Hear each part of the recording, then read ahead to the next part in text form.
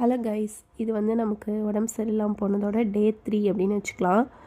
So day 2ல் பார்த்திங்கன்னா நம்ம இந்த வேலையை முடிச்சுட்டு ரெஸ்ட் எடுக்கலாம், இந்த வேலையை முடிச்சுட்டு ரெஸ்ட் எடுத்துக்கலான்னு பார்த்து அந்த டே அப்படியே போயிடுச்சு. அதனால் இன்றைக்கி என்ன முடிவு பண்ணியிருந்தேன்னா, நான் லஞ்சு செய்ய போகிறதில்ல, நல்லா தூங்கி ரெஸ்ட் எடுக்க போகிறேன் அப்படின்னு சொல்லியிருந்தேன்.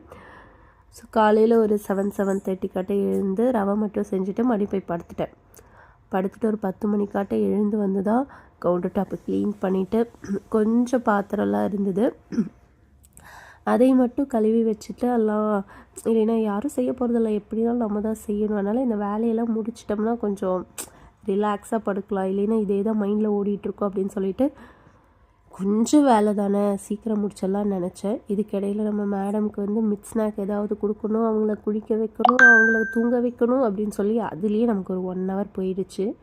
அதுக்கப்புறம் கொஞ்சம் அவங்களோட திங்ஸ் எல்லாம் பரப்பி வச்சுருந்தாங்க, அது எல்லாத்தையும் எடுத்து வச்சுட்டு வீட்டை கூட்டிகிட்டு முடிய மாட்டேங்குதுங்க, வேலை மட்டும் முடியவே மாட்டேங்குது.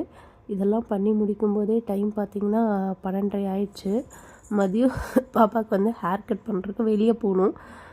அவங்க இங்கே பக்கத்தில் இருக்க முடி வெட்டுற கடையிலலாம் வெட்ட மாட்டாங்க, அவங்க சலூன் போய் அவங்க ஸ்டைலிஷ்ட்டை தான் முடி வெட்டுவாங்களாமா.